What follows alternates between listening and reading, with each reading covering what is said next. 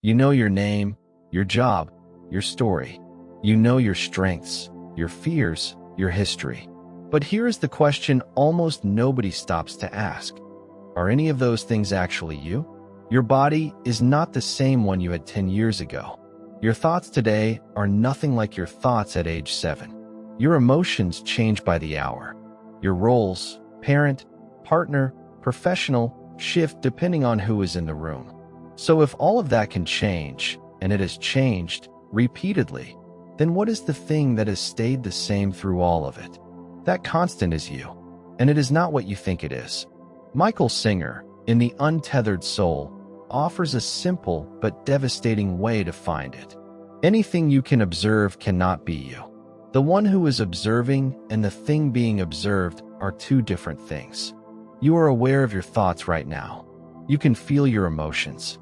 You can notice your body. But who is doing all of that noticing? Whatever is doing the noticing, that is the real you. And it is not any of the things being noticed. This is not abstract philosophy.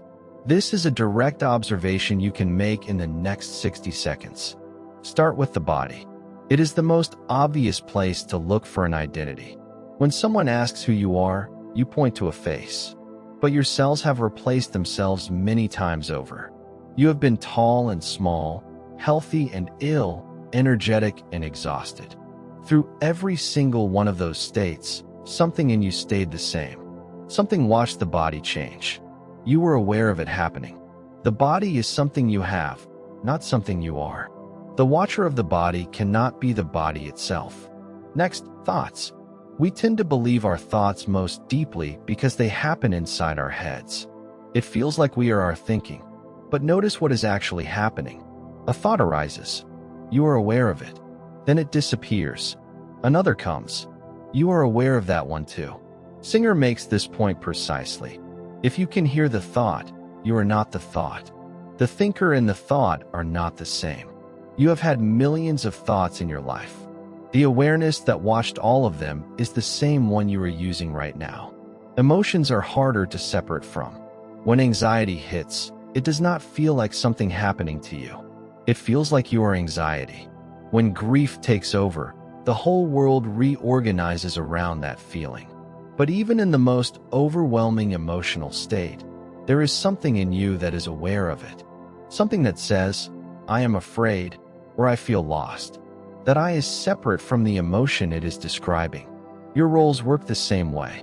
You are a different person at work than you are with your oldest friend. Which one is the real you? Neither.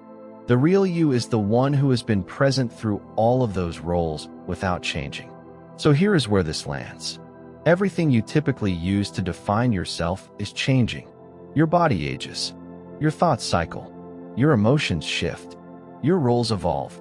But the awareness that has been witnessing all of this, the presence that has been here through every single change, has not changed. It was here when you were a child. It is here now. Singer calls it consciousness, pure awareness, not a belief, not a philosophy, just the simple fact that there is something that watches. And that something is you.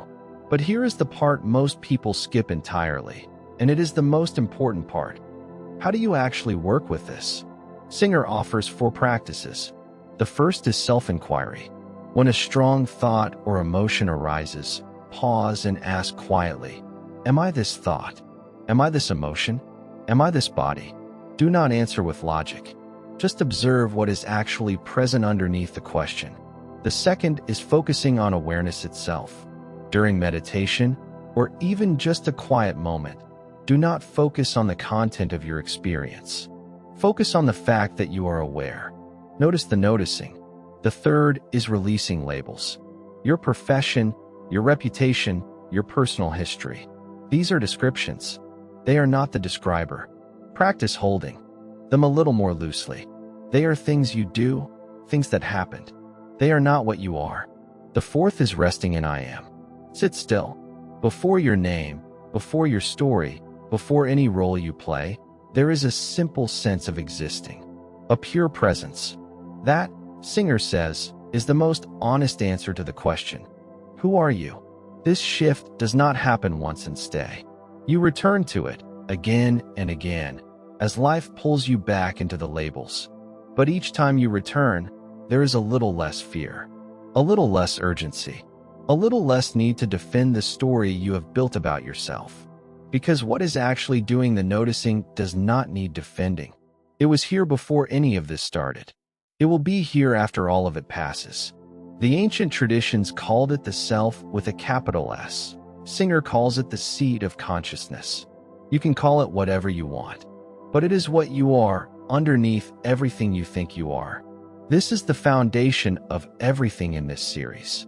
If you are new here, the first video is called You Are Not the Voice Inside Your Head. Start there and drop a comment below with this. When was the last time you felt like the observer rather than the person being observed? I want to see what that experience looks like for different people. If you want more practices like this for understanding your own mind, subscribe. I post new videos every week.